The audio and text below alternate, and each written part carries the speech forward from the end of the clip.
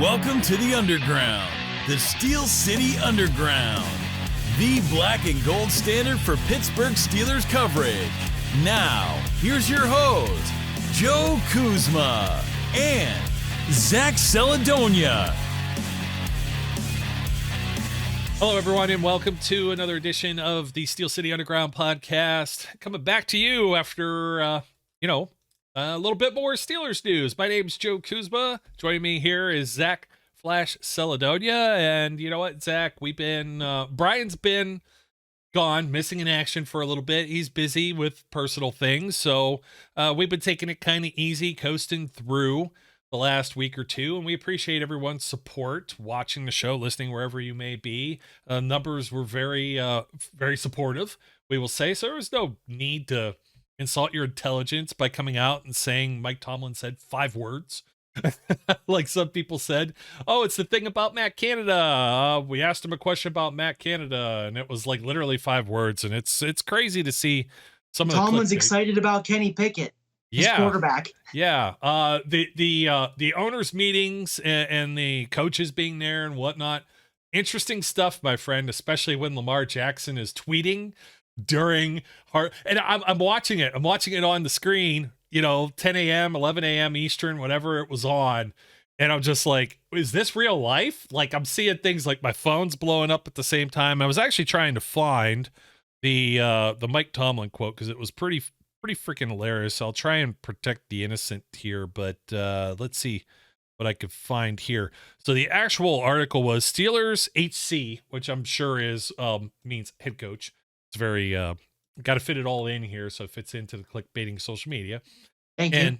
HC Mike Tomlin offers perplexing comment about retaining OC Matt Canada, and it proceeds to go through this whole rigmarole about, and it even sources, it doesn't even source the dude who asked the question of Mike Tomlin.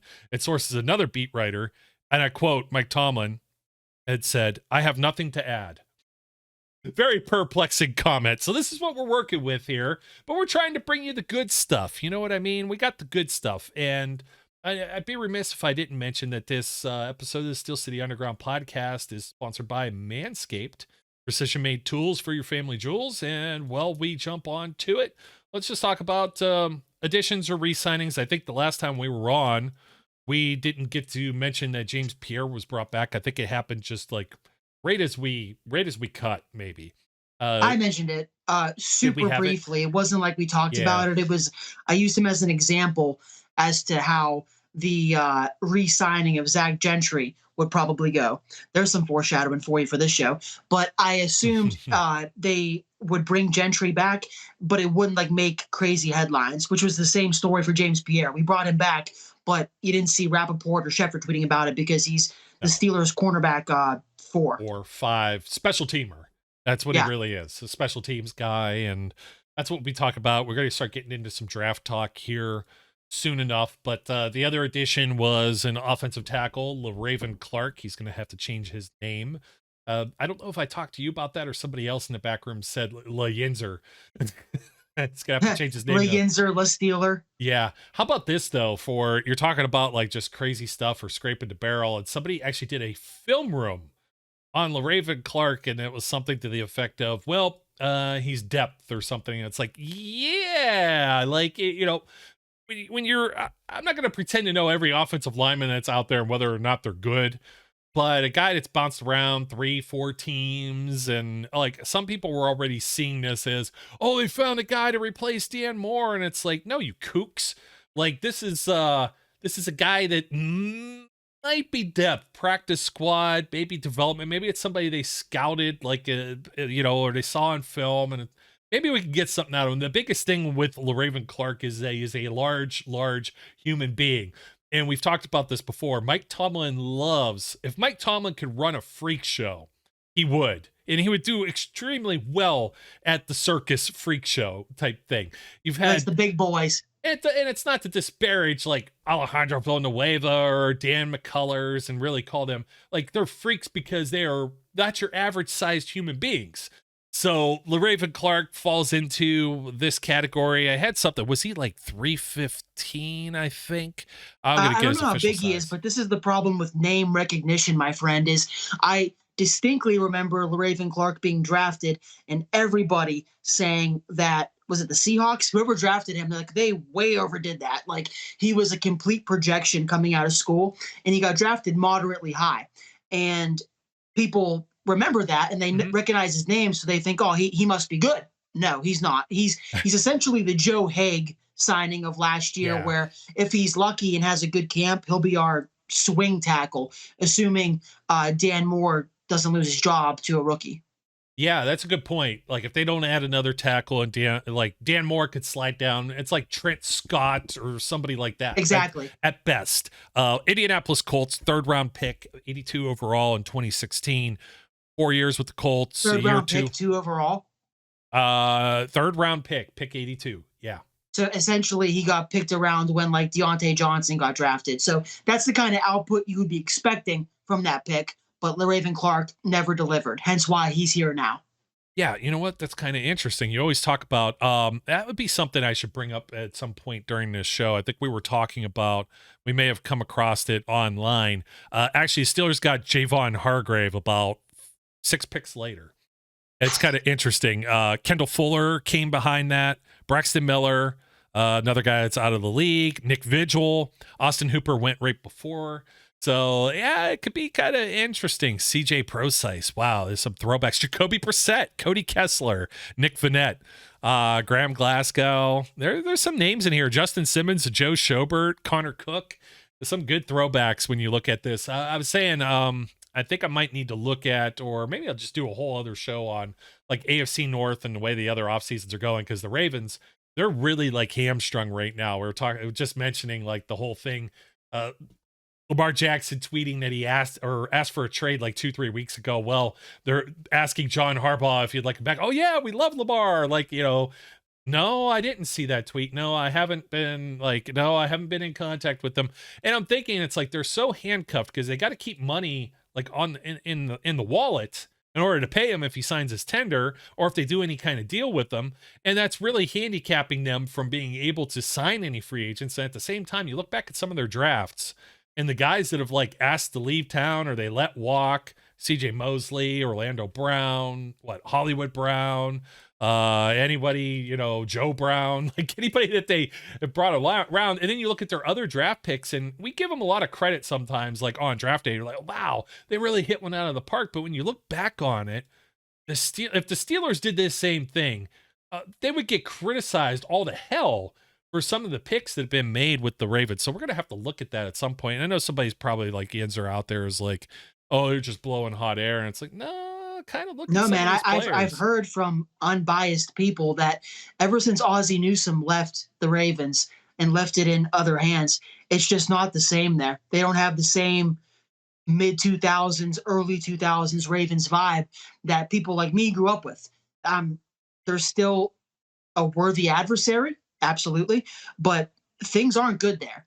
And I love it. You know, you think I like Lamar before. I'm a huge fan now. The fact that he's completely ruining the Ravens offseason is great. I'm a huge fan. Helping the Steelers out one last time. Thank you, Lamar. Yeah, you could actually thank Jimmy Haslam and Deshaun Watson for this as well, because all that guaranteed money, the dude just wants paid, right? And I mean, hey, you look at some of these picks, like 29. Okay, Patrick Queen's apparently going to be the next guy that wants out of town, right? Marquise Brown, Jalen Ferguson, Miles Boykin, Justice Hill, Ben Powers, like he's gone. Trace McSorley, like it feels like a pretty deep draft. The draft where they actually got Lamar, they took Hayden Hurst first before they took Lamar Jackson. A lot of people forget that. Orlando Brown, Mark Andrews, Anthony Averett, Kenny Young. You go back to the year before, Marlon Humphrey. That's a good pick. Tyus Bowser, Chris Wormley traded to the Steelers, of course. Chuck Clark, 6th rounder. Good pick in the 6th round. Good depth. Guy played. He's out of town now too. Their best pick in the past 5 years has been Mark Andrews. And he's good. He's a great tight end, top 5. But yeah, their track record with the draft lately is not good. And you compare it to a team like the Steelers, whose record is good, or a lot of other teams, you can really start to begin to understand, oh, it isn't just they're not paying these guys a second contract. They get rid of a lot of these guys before they even get to that point. So I don't know what's going on in the Ravens scouting department, but I'm not complaining. Yeah, and I mean, and people go back, and I'm going back to like 2016. You got Ronnie Stanley, you know, he'd been banged up, hasn't had the best of luck. Kamale Correa, Bronson Kofusi, like from BYU, a defensive end, like Tavon Young, he was snake bitten a lot. Slot corner, Chris Moore. They ended up with Matt Judon. It's crazy the guys they find like in the later mid rounds that are gone, but those earlier picks, yeah, Chuck Clark, Matt Judon. There's a whole bunch of them. Not McSorley, but Ben Powers is a 4th round pick. They don't have their priorities straight, Joe. Yeah. So I mean, I don't want to belabor them. They weren't the number one thing here. It shows sometimes you can find some guys. The other thing with the Ravens, though, they've been doing a lot like the Steelers. The compensatory pick formula for a long time too. So they get a lot of like mid round picks. You look at 2020, they had 4 third-round draft picks with Justin Matabuke, Devin Duvernay, Malik Harrison. Rest in peace to that one too, I guess. And Tyree Phillips. Duvernay's been pretty solid. Isn't that ironic to think like right after the draft, the past like 2 years, I want to say at least, people rant and rave about the Steelers or the Ravens draft class, and whenever you take the time to look at what happens to the classes they've had in recent memory over the years, it doesn't mean as much as it does the day after the draft. You know, they do really well by all accounts the day after the draft. But when you look at long-term success and how long they have these guys on the team, it's not too good. Yeah, and there's not a lot of second contracts there, to be honest. These aren't the days of Ray Lewis and Ed Reed. And the reason I mention all of this is you're looking at a team that could be in flux. They might not have their quarterback, and it looks a lot different than what the Steelers got. Now, if the Ravens don't pay Lamar Jackson, they'll have some money, but then they won't have a quarterback. If they do pay Lamar Jackson, then they're going to have the same problem the Browns have, and they're going to have to fill their roster with XFL and USFL players in order to get. And they're running out of time, man. Yeah, you know, like if Lamar decides not to stay, there's nobody else left to sign. That's a big ticket guy right now. Yeah, you've got guys like John Johnson, who's a safety, and a handful of other players. I'm sure that could contribute to a football team, but. Odell Beckham, but there's no like headliners that the Ravens can really sit there and be like, oh, well, now that we don't have to pay Lamar, we can go out and get this guy. There's really nobody there for them to do that with. So if they lose Lamar, by all accounts, this should absolutely be a down year for the Ravens. Down year will help them in the draft, and then they'll be able to carry some of that money over in the cap to the following year, and then maybe they're in a position to take another quarterback. But this year they're not.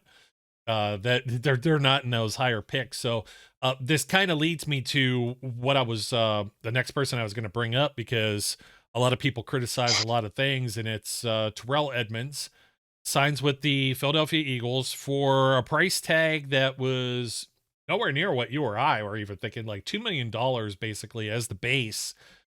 Why didn't he come back to the Steelers? And they were just, somebody was just talking, Dale Lawley, somebody else. There's been some interviews with Omar Khan, even today, while these meetings are going on. And they said they extended an offer and he decided to move on. And it's probably because it was like another 1 year deal. I mean, the guy's been making about $2.5 million over the course of his career. No fault of his. There's not really a market, and the safety market wasn't tremendously great to begin with, based on not just the class, but who was getting paid. Now, Von Bell, Chauncey Gardner-Johnson, nailed it this time, buddy. And, well, of course, Jesse Bates got the big bag, but the other guys were like middling, like 6 to 8 million kind of deals. And if you're not a star, that's the deal with the safety market. And it's funny you said Omar Khan admitted or stated in an interview that they did extend an offer to Edmunds. Yes, sir. In fact, that's funny find because it for you. I tweeted about that, and I didn't even know it, but I tweeted about it confidently when people were freaking out and being all mad at the Steelers about not matching the Eagles' offer. I tweeted, the Steelers definitely offered Edmunds a deal. It was just probably very similar to the Eagles' deal. And Edmunds, as a young player, a player who's a former first-round pick, a lot of football left, he wants to make as much money as possible. And the Steelers, this was Edmunds' best career year, if not close to it, and we still didn't want to give him like big money by safety means. So put yourself in Edmunds' shoes. Would you rather keep going with this team that doesn't really appreciate your value? Again, I'm sorry. Like I always am trying to explain and understand the moves the Steelers make. And I do understand this move. I disagree with it. I think they should have offered Edmunds more money. But fact of the matter is, they did offer him a deal. So the people that are like, oh, they didn't match the Eagles, I'm sure they did, but they didn't want to go much higher than that. So the Eagles ended up winning out because they're a new environment, a fresh start, possibly a chance for Edmunds to hit it big on the safety market eventually, whatever that is. Who knows? It could be a 3-year, $20-something million deal. That'd be awesome for him because the Steelers aren't offering it. And it pains me because I'm an Edmunds fan, Edmunds truther, but the Steelers made an offer and he wanted to move on. You can't fault them for that. And another part of that graph, I guess, part of that example is that the Steelers don't have the most money. They've done a good job of spreading out what they do have and restructuring some guys like Minkah Fitzpatrick, and they've been able to bring in some high name value guys like Isaac Seumalo or Patrick Peterson. If you give Edmunds a 3-year extension for 20x million, you're not able to do that. So it appears they have confidence in their scouting department to get a new safety in here. They have confidence in DeMonte Casey, as do I. They have confidence in Patrick Peterson, possibly rolling back to the safety spot in certain packages. No, I don't think he will change his position title to safety, but I think in certain packages, he could bump back and just play coverage as a safety, similar to what Cam Sutton offered to the Steelers.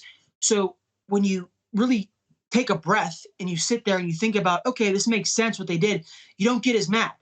But when you see that a player who had value for the Steelers left for not a lot of money, naturally fans get upset because they think that the Steelers should have and could have matched it. I'm sure they did offer him a very similar, if not the same contract, but he wanted to move on because, I mean, he probably felt slighted. He probably felt a little disrespected, a little like, I developed with you guys. I am one of your more dependable defenders now, and you don't want to give me security or good guarantees. It's Mike Hilton all over again, because Mike Hilton, the Steelers were able to keep him playing for less than $1 million for the duration that he was here. And so when he finally got the chance to leave, he was like, see you guys, like I'm out of here because I know somebody will give me more money. And that's why to this day, I don't really like, I mean, Hilton has kind of made it harder on himself because he likes to talk and he's a bit of a petty individual, but I don't hate on Mike Hilton. I don't hate on Terrell Edmunds. I would do the same thing. I would move on for more money if it was that much more money. Or in Edmunds' case, if you felt like you had tried and tried again to get money from your home team and they aren't doing it, well, then you got to change something. Yeah, the Hilton one's a little different too, just because the cap went down and they got really screwed and even had to go to talk about some clickbait comments, Ben, and get a pay cut, ask him to take a $5 million pay cut and redo his contract to spread some of that wealth out over void years in the contract that weren't initially there. You can't just restructure out of thin air in the final year of the deal, right? And of course, Ben says something about the Steelers being cheap in essence as far as the way that they approach free agents, and everybody blew up on that as well with their little clickbait headlines, as they tend to do. And I said, really, this guy's not really disrespecting, he's just being honest, and he's getting killed for being honest about the way they approached free agency. But Ben, you're making a boatload of money. They couldn't sign anybody else. Like, what are they supposed to do? What are they supposed to do when they're paying you close to $40 million a year? You know what I mean? Made the most money in Steelers history, easily. Not close. Yeah, absolutely. And he's being honest, and you're shooting him for being honest, but at the same time, he has Mike Tomlin on his freaking show. He has a bunch of former and or current teammates on his show. He's not disrespecting the Steelers by any means. Like, get out of town. Like, that's just nonsense. You can say as you will, but you call them, it's not cheap. They've got a salary cap. They make players. They've made many players some of the highest paid at their position or in team history. You go back, I can think of LaMar Woodley after he had, MVP style season. James Harrison right before that. They had both of these guys under everybody loves to say we have the most expensive defense until it doesn't fit their narrative. Yeah, and it's Marquise Pouncey was the highest paid center at one point. Minka just broke the bank. TJ broke the bank. Like, you can't keep saying that about some of these guys when Antonio Brown. Obviously, yeah, Antonio Brown. And Antonio Brown's first contract that he got instead of Mike Wallace definitely was, I mean, it was like 60 some million for Wallace to the Dolphins versus the 40-ish million, maybe 45, 5 years that Antonio Brown got. And then there were some rumblings. Oh, Antonio's not happy. And they convert some things to bonus money. And come on. I mean, but it's give and take, right? Edmunds, that's a tough one because you've got a guy that's still rather young, 26 years old, has so many X amount of starts, but clearly there's something else that is in their wheelhouse. And it's kind of like what we're discussing today, primarily is not only these moves. You just mentioned Patrick Peterson. You mentioned a little bit of it. Before we get to full defensive makeover, however, I kind of want to just bring up, we still don't have official word on Bud Dupree and his visit, but there's plenty of rumors out there that a reunion is highly likely. There doesn't tend to be a whole lot of other news about Bud Dupree joining anyone else's camp anytime soon, and he would make a nice rotational piece. Or let's say he signs a 2-year deal and they don't do something with Alex Highsmith, although I believe they will. Then you have like an insurance policy if Alex Highsmith leaves and Bud Dupree stays healthy. And there's people bitching and complaining about that too. The same way they say Patrick Peterson may have lost a step. Maybe he moves over to safety. You're like, I give you all the credit in the world, Zach, because you're the first one that was saying something to that effect. But where's the evidence that he's lost a step other than he's a year older and he's an older dude? I don't know that he's necessarily lost a step, but that transition to maybe playing a different position in the secondary, if he could do it like many of the greats, the different Woodsons and whatnot that have done it over the years, then yeah, it would prolong his career. Duh, it makes complete sense. And maybe they've had this discussion. It doesn't necessarily mean that he will, as you alluded to. Cam Sutton did a lot of utilitarian things on that field. Maybe they're looking at Peterson at doing this, and KZ being your starting safety who took the ball away a few times. They just weren't getting the splash from Edmunds. Yeah, he can make a bunch of tackles, but there's a lot of nonsense that's out there. I don't know that Peterson's lost a step. I don't know that he'll necessarily do better, but being all over in different spots and middle of the field, et cetera, for a Hall of Fame player and a guy that's a ball hawk, they're looking for splash. And Edmunds didn't have that splash, but it's also unfair to say, well, Terrell Edmunds, he only did this in 5 years or whatever. It's like, well, look at Von Bell. It's not like he has a bunch of interceptions or anything like that. That's not his primary role. And you could go down the list and look at a bunch of different players. There's just a few. I wouldn't even say Buda Baker. I don't want to be taken completely out of context here, but I'm going to look up Buda Baker here for a second just to put it into perspective. But anyways, I was talking Bud Dupree, right?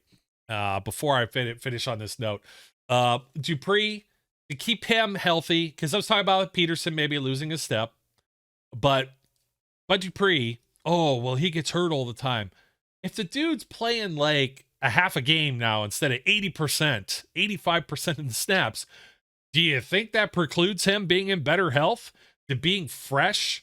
Like, hello. Exactly. It's beneficial to him and the Steelers. Mm-hmm. I had originally thought a 1-year deal would be more in the cards for Bud Dupree, but the more I think about it, the more I sit on it, a 2-year deal makes the most sense because, yeah, it gives you that potential flexibility in negotiations with Highsmith next year to say, okay, you want like $80 million? We can't afford that, so we'll keep Bud Dupree for 1 more year, draft a guy the next year. And a 2-year deal for a guy like Bud Dupree, who isn't old, but is going to be going on his like 3rd contract and injury concerns off of his last year. A 2-year deal for about $6.5 to $8 million is what my gut says. Makes a lot of sense for Bud Dupree because he can play that here. He can, as a 3rd edge rusher, essentially your job usually is just to rush the quarterback. You don't do a whole lot in coverage. If you're the 3rd guy off the bench, you pin your ears back and you go get the quarterback. So let's just say hypothetically he puts up like 8 or 9 sacks in his first year, and then somewhere around the second year, he'll get a big payday when he leaves if he wants to. So a 2-year deal makes a lot of sense, not only for him, but the Steelers as well. And as a third guy, that's what a lot of people who are, I feel like, reacting in a negative way to the Bud Dupree visiting news don't understand that the Steelers and Bud Dupree both know that he's not coming here to be the starter. He's not coming here to win the job. He is going to be the third guy off the bench behind TJ Watt and Alex Highsmith. And TJ Watt plays a million miles a minute, so he needs his breaks. Alex Highsmith missed a game or two last year, as did TJ. So your third guy, no matter what team it is, plays a lot. And to get a guy of Bud Dupree's skill set, rather Quincy Roche or Jameer Jones or Malik Reed, that's a huge upgrade. And he's not going to be a full-time every down starter, but you're talking about a guy who's going to play significant, important snaps for your football team. Why wouldn't you want that position to be as good as possible? It doesn't get much better than Bud Dupree right now to be that third guy. There's no one else on the market aside from Yannick Ngakoue, but there's been no news or headlines on him whatsoever, so I don't know what's going on there. And in the draft, I think it's safe to say nobody, even if you're like the hardest core Yinzer, nobody wants to see the Steelers go edge rusher too early in this draft, because we have the best defensive player in the NFL and TJ Watt on one side, and then 14 sack Highsmith on the other side. So we don't need to draft that spot high. Sign a guy like Bud Dupree, who's got proven pedigree, proven success in your system, and let him work. I'm man, picking up what you're putting down, man, 100% all the way. And I mean, it would be, now you give even a few $1 million to Terrell Edmunds, or do you give that? I like what you were saying, 6 to 8. So let's say he averages 4 a year.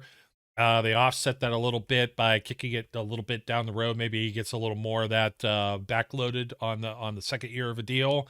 Would you rather do that or Terrell Edmunds? Because we're going to talk a little bit more about defensive makeover and what the Steelers have been doing during this offseason here in the second portion of this show. And before we jump over to that, I didn't grab the damn nose hair trimmer, but it's time to remind everyone that the Steel City Underground podcast is brought to you by MANSCAPED. Let's see, what do I got to say about MANSCAPED today? The cordless trimmer, right? It's the brand new Weed Whacker 2.0. Go ahead, tell the world the leaders in below the waist grooming are traveling north of your South Pole with their revolutionary grooming products. So I've had my hands on this thing for a little while. Rechargeable, right? Waterproof cordless trimmer. It has a rotary wheel that gives you 20 hair cutting lengths. This is the beard trimmer. I'm sorry. But the beard trimmer is also cordless and electric as well. I was reading the wrong line. That's the 20 cuts for nose hairs would be kind of interesting with the same guard, but they all come together if you end up getting this stuff. The performance package 4.0 comes with the Weed Whacker 2.0 and all the other below the waist grooming products Manscaped is known for. So if you want to cover all of your bases and get 20% off and free shipping at manscaped.com, you can do so with the promo code SteelCity20. With a nice beard, your face is perfectly groomed. Right, wrong, no, you need to keep out for those tough to trim ear and nose hairs. So keep an eye out for the Weed Whacker 2.0. They mixed it up. I got a bunch of bullets here, and I feel bad when I butcher something from the sponsor, but don't butcher the promo code. It's SteelCity20, free shipping, 20% off. Absolutely love their stuff. It usually helps. We're both getting froggy throat. It's this change of weather. You were like ready to hack up a hairball. I dropped in the cough drop. Hopefully you don't hear me clickety clackety while I yakety. So defensive makeover for the Pittsburgh Steelers. It's all part of it. Yeah, Bud Dupree to part of this. Are you really missing Terrell Edmunds if maybe KZ is the full-time guy and Patrick Peterson is dabbling a little bit? Because everybody's like, hey, he's old. It's like, okay, he's old. Oh, but now he's playing part-time, and you still have Ahkello Witherspoon. You still have Levi Wallace. You have Minkah Fitzpatrick. You have Arthur Mallette. You could still throw in Trey Norwood or James Pierre as some reserve guys, but that's not where it all ends. I was thinking about this today, as I often do in the shower with the waterproof Manscaped products. Steel City 20. So anyways, look back 2 years ago, the Pittsburgh Steelers defense, and look now. And man, has this really undergone some changes? Would you have really thought this? Okay, TJ Watt's still there. Cam Hayward's still there. Minka Fitzpatrick's right there, right? You got 11 starters. You could probably flex this out to 13, 14 primary role type players. So who's on the line next to Cam Hayward? It's not Stephon Tuitt anymore. It's Larry Ogunjobi. And even in reserve, DeMarvin Leal and Isaiah Loudermilk. These guys weren't there 2 years ago, you know? Loudermilk was drafted. Okay.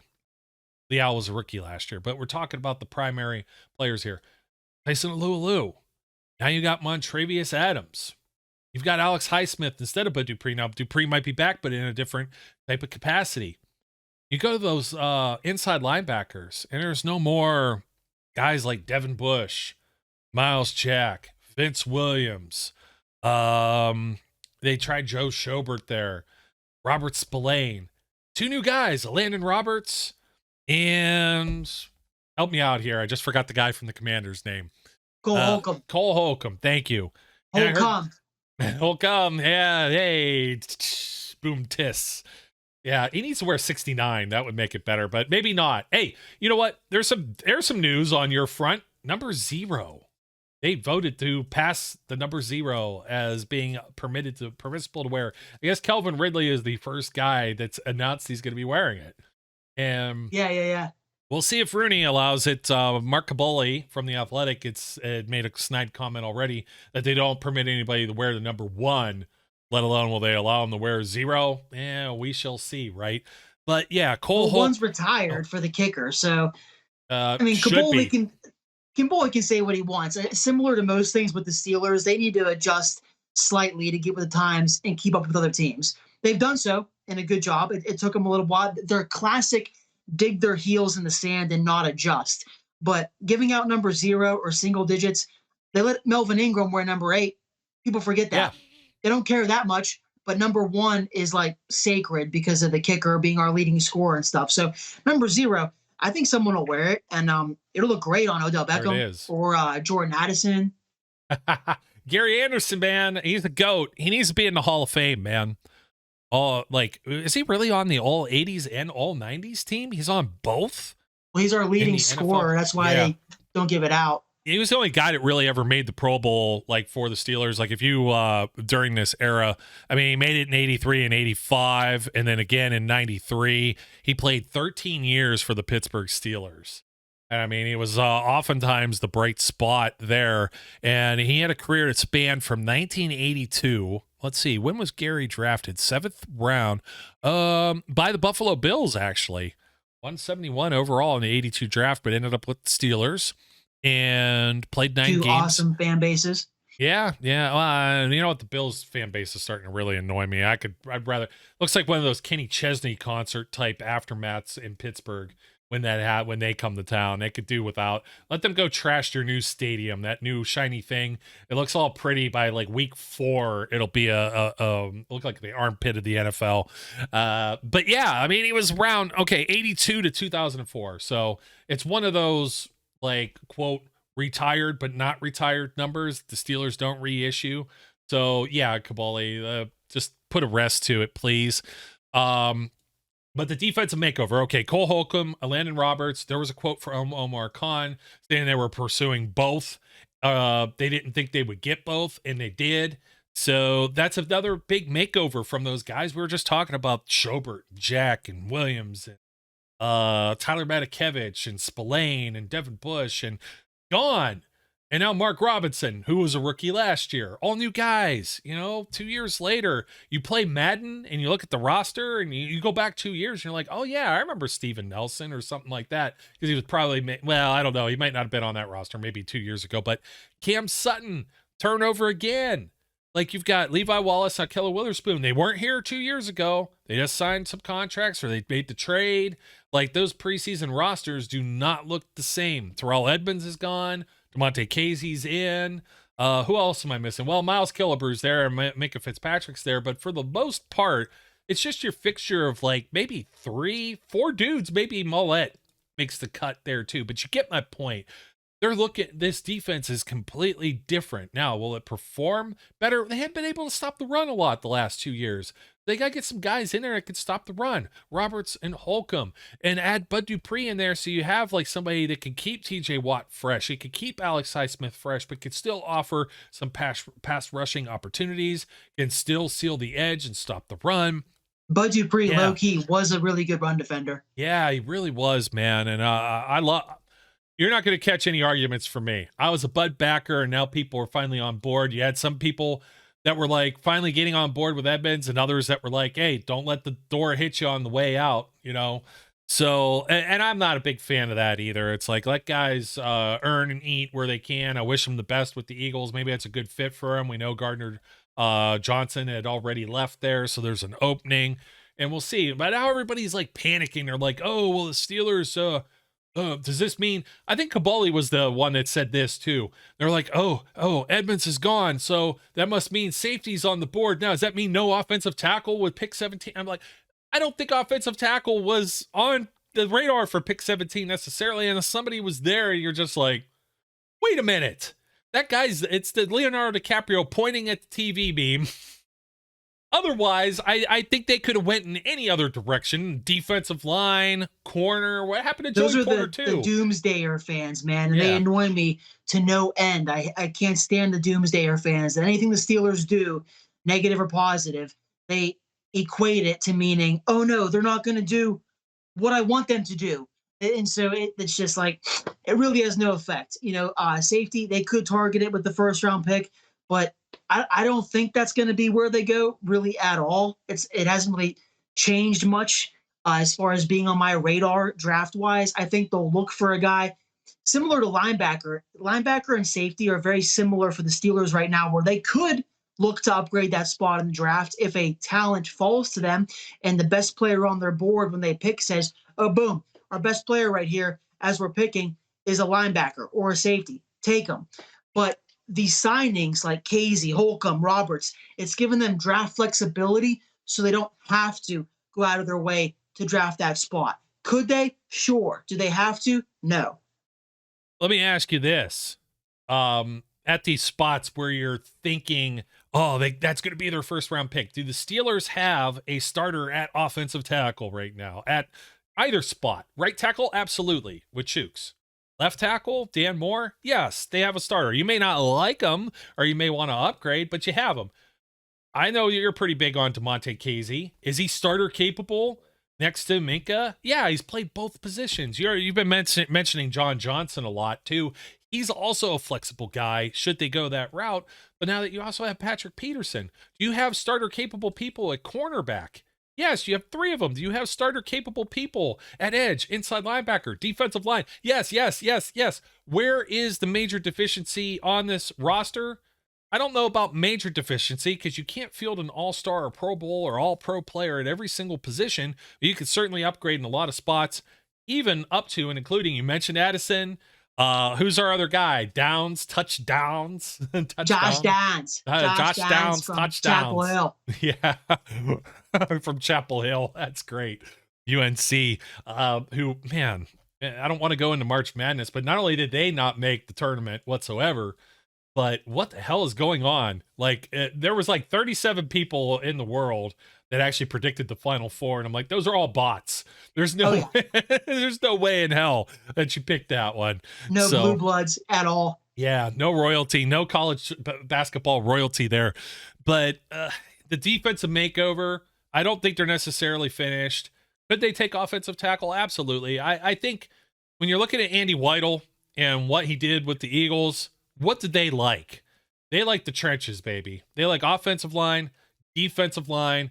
Like just the guys. They like to trade. Yeah, and they also like the secondary. You imagine trading back and adding like another higher 3rd round pick or something like that. Like some I've long said I'm always okay with trading back if you get good value. And I mean, what's been a Steelers problem for a while? Somebody gets hurt, you don't have adequate depth at certain positions. They're really starting to fill in some of these ranks and roles. You've got DeMarvin Leal, who I really like. You still have Isaiah Loudermilk.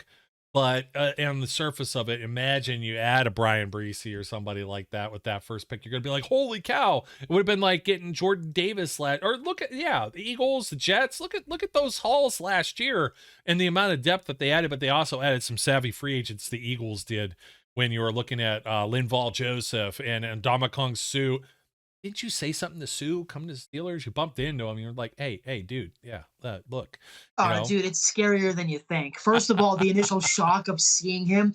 First, there was denial. I was like, no, he's not Ndamukong Suh. I didn't want to just think, oh, big black guy, so he must be a pro athlete. That's what a lot of white people think.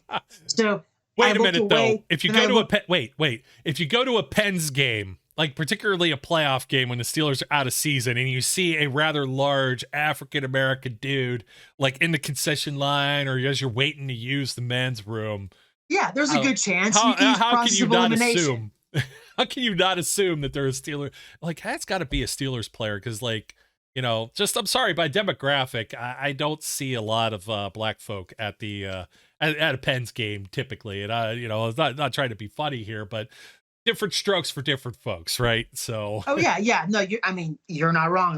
White is a very large white fan base with the hockey fans, so nothing wrong there. Yeah. But when I saw Suh in public, I didn't want to stare at him, obviously, and be rude. So when I thought about it again, I turned back around, and I was like, no, that's really freaking him. And then when I realized it was him, I was more scared because I'm like, oh, it's Ndamukong Suh. He could kill me. So I didn't want to bother him when he was with his friends and family at the mall, at the Prussia Mall, whatever, in Philly. Yeah, King of Prussia. King of Prussia is the entire area. It's weird. It's like, hey, that's an actual name of a town. So not to belabor the defensive stuff, but they're still saying they're looking to add, the Steelers are. And you know what? I'll throw one more out here. Do I have this queued up? I sure do. Another Mark Caboli special. Omar Khan said they will be looking at slot receivers, actually ones that fit what they want to do as an offense. You know what? You got to start taking what people say with a grain of salt. Not only the 5 words Mike Tomlin said about Matt Canada. This is National Liars Month now as you head into the NFL draft. They had us convinced Malik Willis was the guy. He was being drafted last year. They're looking at slot receiver. No, they're not. They have Calvin Austin. They have Anthony Miller. This is a smokescreen for, unless they're going to play, they might play Downs or Addison in the slot. Maybe that's the guy that they're looking for in the slot. Maybe they're just going to get other people to panic and take a wide receiver earlier, so another position group or player that they're targeting ends up falling to them in the draft. So baloney, Mark. I don't buy that for $1. Not any day of the week. I think you should say they're interested in receiver because most good receivers that you're going to draft within the first 3 rounds or even 4, they can play multiple spots. You're not going to draft a guy who is locked into the slot position super early. So I don't think it's any kind of headline. Omar got cute with it saying slot receiver, but they're just looking at receivers in general. It's pretty much anybody they've shown interest in can play the slot. So yeah, I don't think it's much of a serious headline at all. Yeah, and before I jumped away from the defense, I had the Terrell Edmunds stats. I was talking about this not too long ago, and it's like we talk about stat whores, right? 5 pass deflections last year. Did he have a pick? No. He had 2 apiece in each of the previous 2 years. 70 tackles, 89 tackles the year before that combined. A sack or 2 here or there. Man, this guy sucks. Man, this guy didn't live up to his first round ranking, and you're doing it completely by statistics. And then I show this. If I wouldn't have already let the cat out of the bag and said who this was, making the Pro Bowl in each of their 6 seasons, or 5 of their 6 seasons, other than 2018, and also being an All-Pro twice with 111 tackles, but only 7 passes defensed.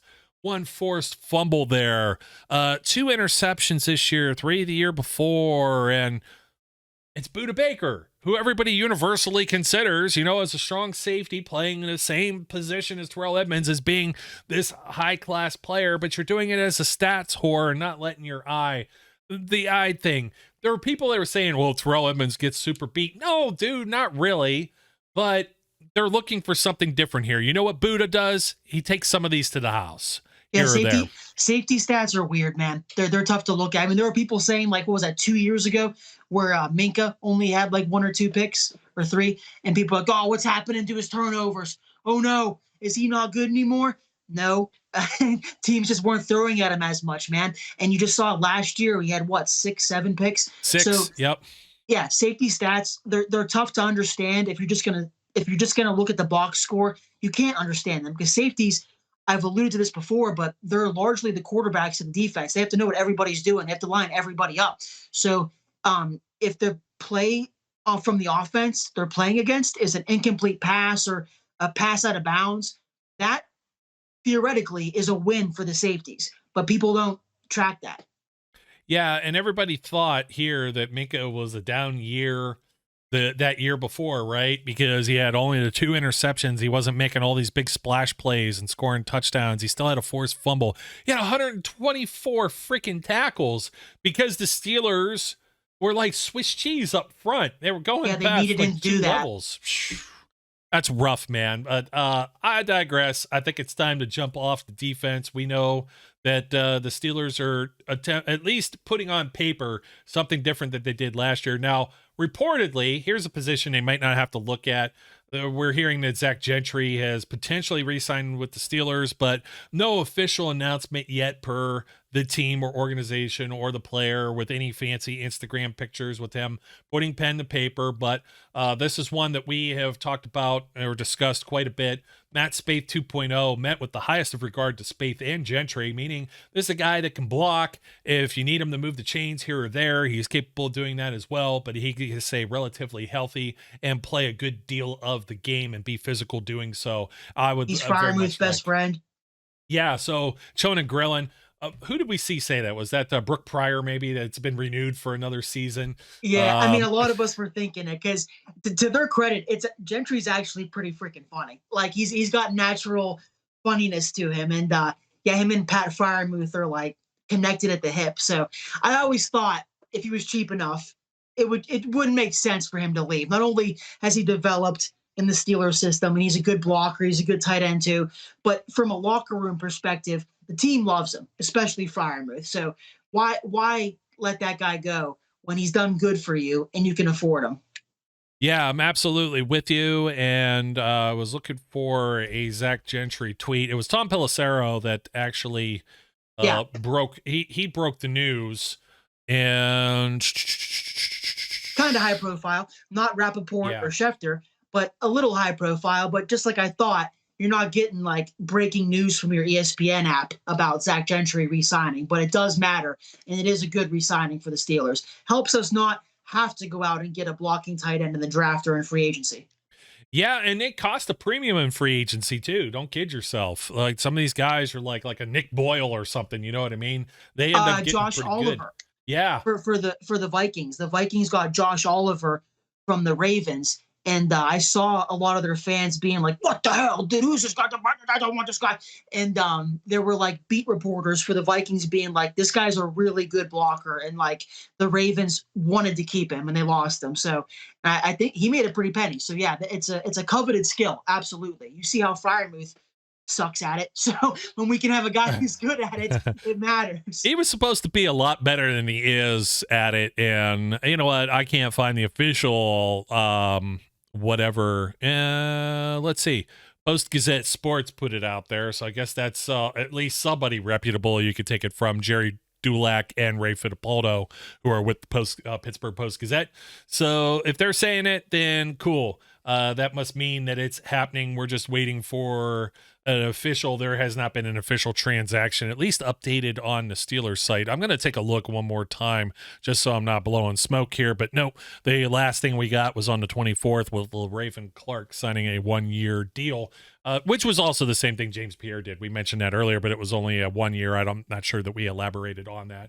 So just kind of moving along, just the last bit of potential news that we haven't already brushed on, and it's the gift. Like I said, the gift that keeps on giving. This is like 2018-19 Antonio Brown or Le'Veon Bell type scenario here. But Mitch Trubisky, we're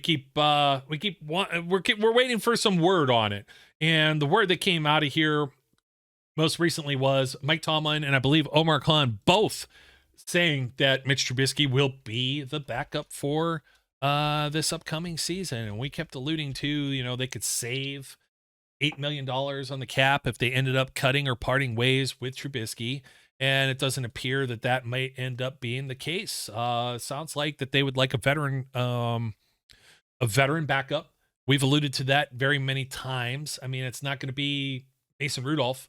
Mason Rudolph is still out on the free agent wire. Steelers could end up drafting a quarterback. It's going to be somebody in like the 6th or 7th round, whatever, like a Chris Oladokun type, or they might pick up somebody else that's floating around that's cut from another camp. I keep seeing the USC or UCLA kid drafted to us in like the last round. I forget his name. It's some like acronym, his initial. He's a running guy. Yeah, and I'm actually trying to find where, let's see here. It figures like as soon as like you're looking for it. Okay, so Brooke Pryor actually put something out there just to be official here. She says, like Omar Khan at the NFL Combine, Mike Tomlin also says he expects Mitch Trubisky back for the 2023 season. She's a Tar Heel, dude. She keeps doing this ever since we signed him. She loves poking the bear about how the Steelers value Mitch Trubisky because she's also a Tar Heel. Brooke Pryor does great work, but her favoritism towards Mitch is sickening. And I've long said Mitch can stay. He can stay. I almost swore. He can stay, but he needs to make less money, man. He's making way too much money as a backup quarterback. If he's the backup quarterback and he cares about the success of the team, approach him and say, hey, give us like $4 million back because he's making way too much money as a backup quarterback. He can stay, great backup, but he needs to restructure that contract. Yeah, that's just telling you, like, as a starter, it's like I'm not the biggest fan of this dude getting signed last year, but if you're going to keep him around as a backup, I'm here for it. You know what I mean? Like, it's right in the wheelhouse of the NFL only has so many top quarterbacks. You see how bad, I know you're probably still paying attention to the XFL. Man, these Renegades, I got them changing teams. There's such bad quarterback play. The Guardians, bad quarterback play. There's enough of it. That's quarterback and O-line is why the XFL will fail to succeed, unfortunately, because you need those spots to be good. And if you're even semi-good at professional offensive line or quarterback, you're in the NFL. Yeah, even if you're a backup. So we'll see. We'll see. I still like Ben DiNucci, still trying to get it done there. Seattle Sea Dragons, like, it's fun watching. I still like it. The games, usually the fourth quarter of the games end up being the most exciting because then they really start taking some real chances. And like I said, some of the teams that play in a real venue, Seattle, St. Louis, those have been some of the more enjoyable games, like seeing Las Vegas. San Antonio. Yeah, San Antonio for sure, even though the Brahmas haven't been too hot either. Even Houston. Yeah, I know. And it looks like some people are losing interest with the teams that are losing, so there isn't as many people in the stands, but some of the other games where the teams are doing okay are still holding interest. And we've got right around the corner here, Pittsburgh Maulers are going to start playing USFL football. And so this is phase 2, year 2 of the USFL. So they have like their bases, their home camps, and it's going to be in Canton. So not too bad of a trip for some of the Inzers to come out, maybe 30 of yins to sit over in Tom Benson. Oh, it's not. Is it still Tom Benson Hall of Fame Stadium? I think his name's somewhere still on that. But yeah, well, or Fawcett Stadium as it was. I think it's Tom Benson now, and it used to be Fawcett Stadium before. So it's a completely different venue than it used to be. The Maulers, led by Reuben Foster, the Alabama linebacker.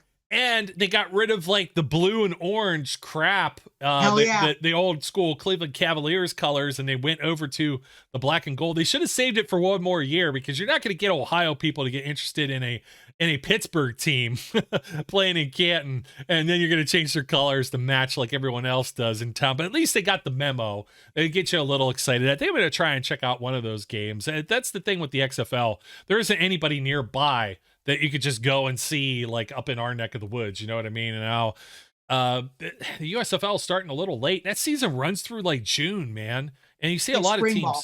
Yeah. So XFL, they'll be done with like their playoffs and championship and whatnot. And some of those players will start to get plucked post NFL draft is when that starts to tie up. I like their timing a little bit better. It'll be interesting to see if the USFL picks up some XFL players that don't get picked up by NFL training camps. And likewise, it gives some players some development opportunities. It's interesting to see, but man, Josh Gordon, he was like, you know, like walking on water week 1, week 2 of the XFL. And now like the quarterback play is like just kind of like these guys have disappeared. Martavis Bryant just disappeared off the face of the planet. So I'll still take Mitch Trubisky would probably still slice up some of these defenses in those leagues. He'll be good enough in a pinch. We know that he could at least be competent enough to hand off the football. We saw what they did, not allowing them to really throw against the Panthers and the way they bullied people. Now you think with Suamalo in that mix now, the offensive line maybe a little more revamped. Maybe they do something at tackle as well. It's exciting, man. It's really exciting, but we see how these moves really like shift some of the roster.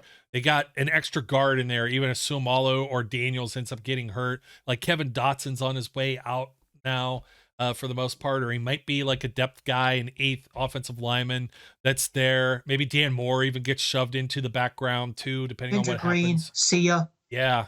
Oh, Kendrick Green, poor guy. They didn't even get a helmet. I mean, at least Rudolph got a helmet last year.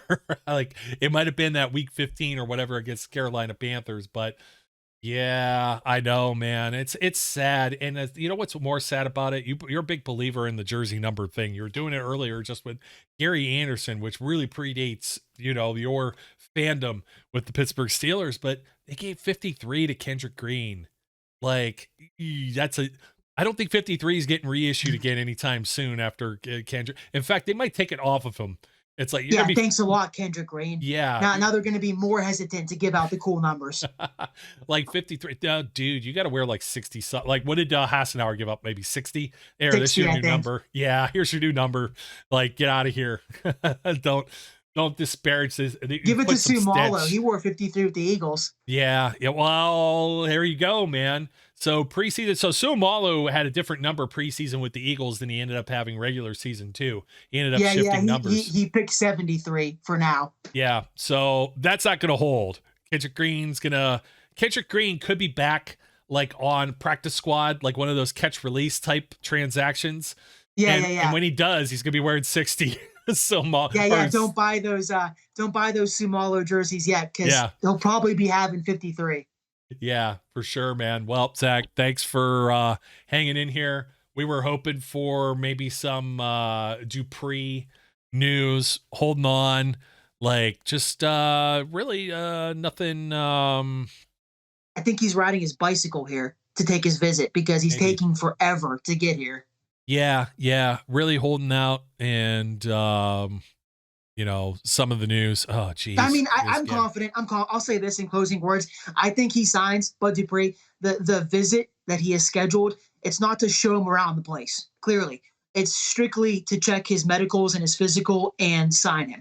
I believe he wouldn't be making the trip if the money wasn't already discussed. So as long as he can pass his physical and be healthy, he'll sign. And even talking to Coach T, you don't think like he's in they're each other or in like their phone and they're like their contacts. It doesn't come up like, oh, new phone, who dis? Especially because it's allowed right now. If Tomlin wants to, he can text him, he can Snapchat him. Yeah, he's an unrestricted free agent. He was completely 100% released. And thinking of the money, the Titans are still paying him a lot of money, so everything now is like gravy. It's extra. It's a cherry on top of the whipped cream. You don't have to. He doesn't have to hold out for some big deal. They might check the medicals. The only thing that's going to be in question is how many years and how much might be guaranteed as part of this. And are there like roster bonuses or for being on the roster at the beginning of the year, maybe per game or some type extra incentives? Maybe he gets a couple of stats there, but it's really hard to do incentives when a guy like this isn't like a Juju contract where, he's getting a lion's share of snaps. It's the guy that's kind of like in, I don't want to say the back burner. I think he'll be valued enough. You saw what they tried to do with Melvin Ingram, and there's still like a lot of people that are really like PO'd about that. It's like, that's one I still don't understand. They're going to try and avoid a situation like that again, where there's a misunderstanding.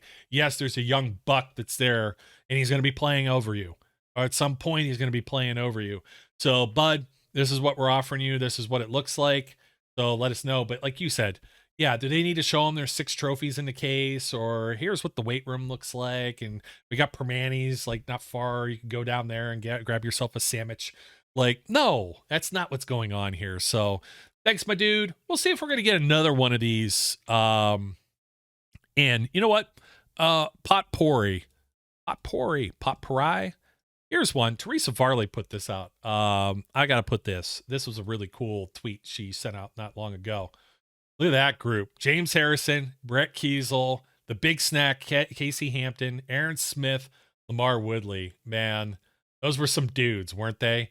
And wouldn't it be nice to have in the same breath TJ Watt, Alex Highsmith, Bud Dupree, Cam Hayward, Larry Ogunjobi, and maybe to be determined. You never know. So I wish you knew they were the good old days when they were going on. Yeah, and you know what? No, you have to know. Like in that moment, you're not thinking it, but I was. It's like anytime you were picking up like a T-shirt that said 2008 AFC champions, it's like, man, this could be over tomorrow. This could be the only choice, the only chance this happens. I have one of these Pens banners sitting over here. 2017, I got to go to one of the Stanley Cup games, and I will forever say to myself, I had multiple friends, you know what? Let's wait for game 5 or 6, or like they might have it locked up by then. Like you can't just wait around. You don't know. Oh, I'll go next year. Like, no, you can't think like that. And it's like, I will forever be thankful for myself that I hit buy on Ticketmaster when I did and got to one of those games. I was in the rafters, but damn it, I was there and it was awesome. And now look, like, you know what I mean? Like it's just think we'll be able to tell our grandkids that we were at Kenny Pickett's debut versus the Jets because we both were there. That's awesome. Yes, absolutely. Kenny in the Jets. Never forget that. So, all right, my dude, we're going to sign off here. Thank you for supporting Steel City Underground, no matter where you're viewing or listening. Don't forget to like, comment, subscribe, leave a rating, all that good jazz. Thumbs up, like the episode, all that. We appreciate you. We really do. Until next time, my name's Joe. His name's Flash. We encourage everyone out there to be safe, be good, and we'll catch you later. We would like to thank you for listening and remind our listeners to follow us on social media and our website, www.steelcityunderground.com.